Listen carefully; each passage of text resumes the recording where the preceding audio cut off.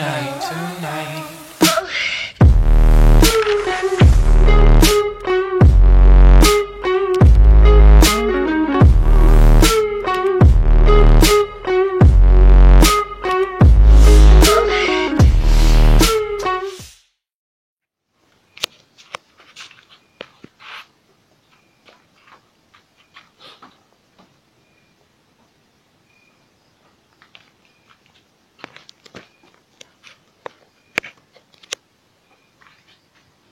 Ito na naman yung Sakura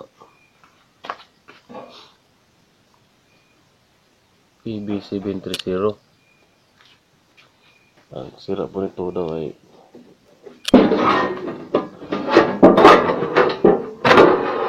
umandar pero walang tunog.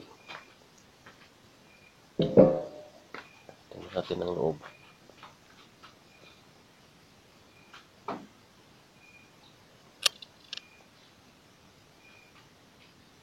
Para lang din palang itong Sakura 735.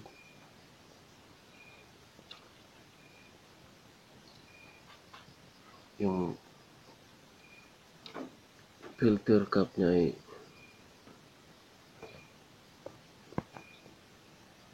ito, blood.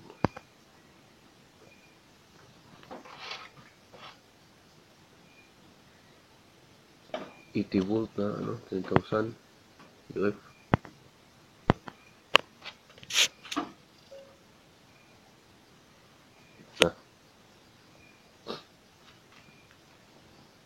Ang power supply niya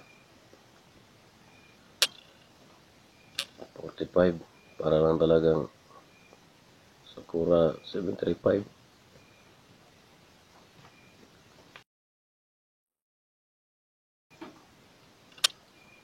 So may alikabok.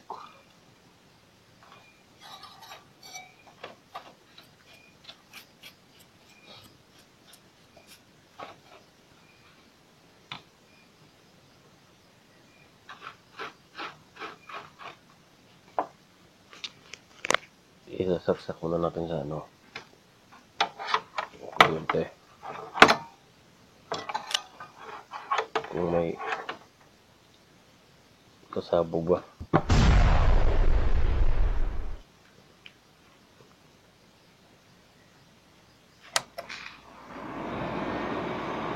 Ikot ko yung fan.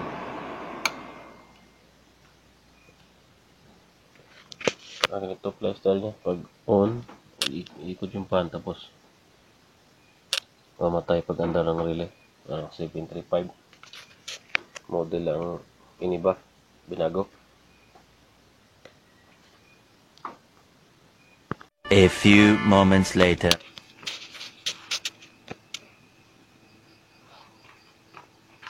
Dito pala yung sira sa preamp connection sa supply niya.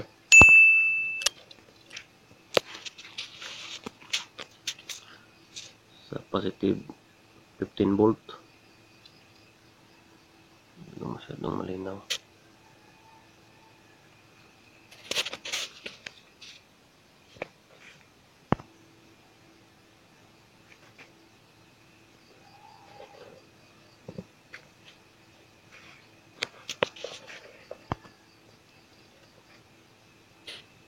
So, kung makikita nyo, yung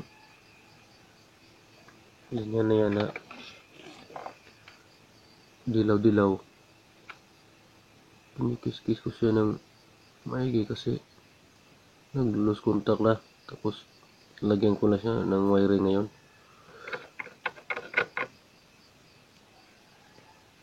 Kasi lahat ng pin sa yung IC na 4458 ay wala ng supply.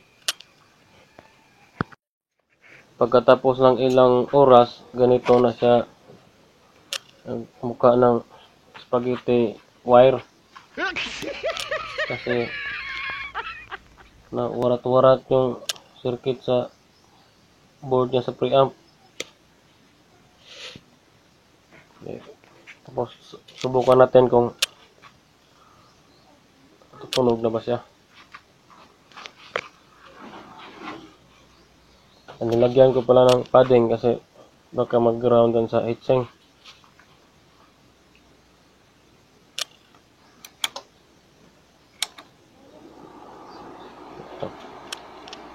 Tingnan natin kung tutunog ba.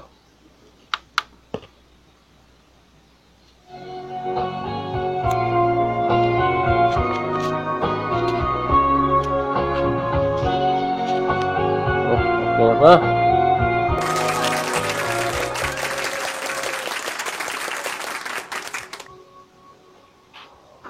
May tunog na siya. Means okay na. Patayin mo natin para takpan na takpan.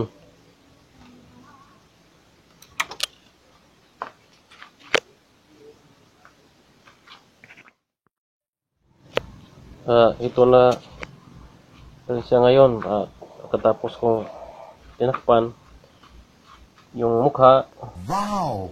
makikita nyo pa din yung spaghetti pababa at pataas dyan sa loob. Tingnan natin, pero hindi ang focus O yan na. Makikita, pero pag tinakpan na siguro doon, yun ito makikita. No choice. Wala namang tong sira dito sa main amplifier niya. Yung sira ay nandito lang sa preamp.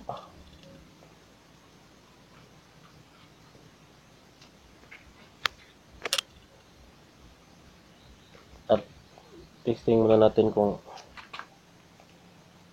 ano ba. Baka naalog pagtakip sa mukha. Hindi mukha ng tao, mukha ng amplifier.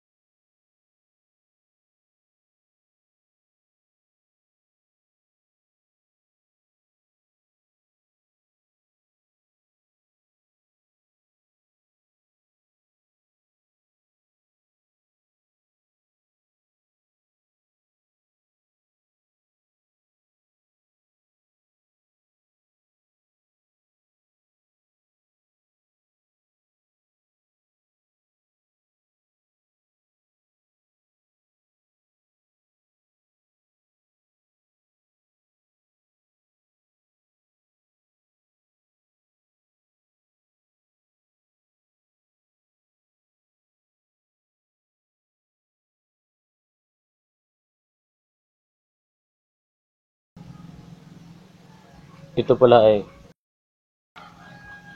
parang kahawig din ng 735. Tingnan nyo, pag mahina yung sounds, hindi umiikot yung fan. Pero pag nilakasan ko, patayin ko naman. Pag pinatay yung sounds, at hihinaan mo lang yung volume, titigil din yung fan. At yung supply niya, medyo malaki din, toroidal. At halos sawig lang sila ng 735. 45 volt din, 0.45.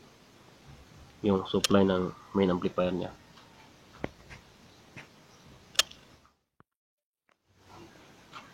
Ayan na siya. Tapos ko na natakpan lahat. Hintayin ko na lang kunin to ng may-ari.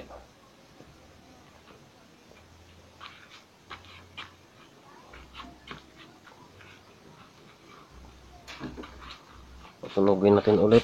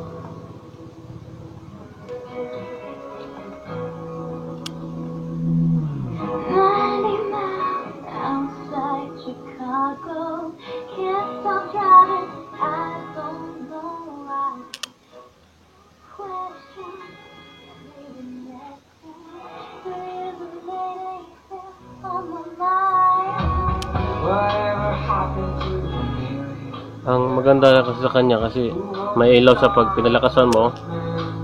Kita mo yung ilaw dito. Tapos ito, Sakura din ito, may ilaw din.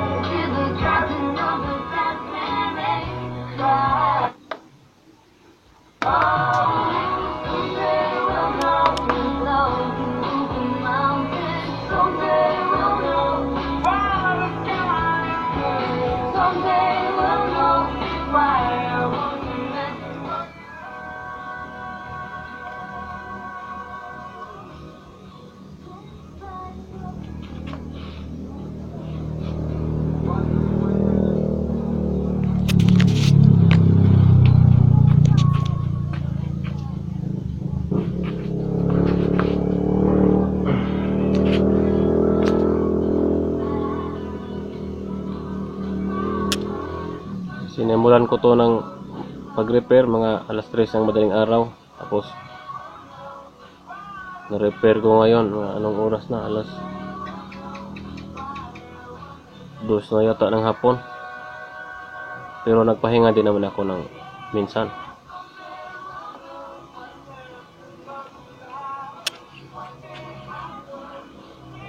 Ang sira pala nito, yung lang walang iba. Pero nahirapan din ako sa kalisod mag-repair nito. Kala ko di ko ito maayos eh. Sana may natutunan kayong kunting kalaman sa pag-repair ng amplifier. Tulad nitong Sakura na EB730. Ngayon lang din ako naka-repair ng itong ganitong model eh. Dalasan ni-repair ko dito yung common na 735, 733, 737 din minsan nasa Sakura, minsan din man concert.